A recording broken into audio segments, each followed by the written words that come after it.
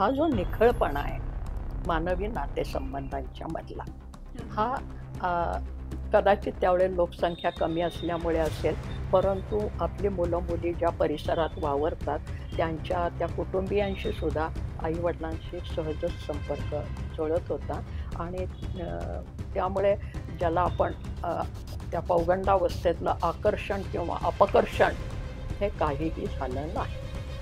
माणूस म्हणून आमच्यामध्ये राहतो. दुसरं त्या मुंबईसारख्या ठिकाणी कल्याण, कुर्डुवाडी निरनिराळ्या जाती-जमातींच्यामध्ये माझं शिक्षण झालं.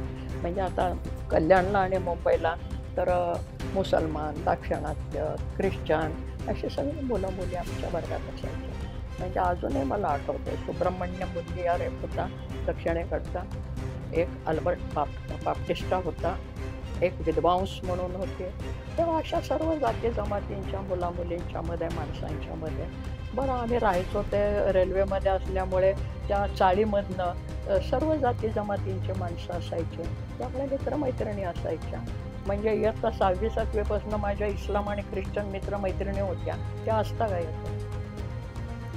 तर त्यामुळे हा जो काही संकुचितपणा सदाशिव पेठे तो माझ्यामध्ये अजिबात आला नाही.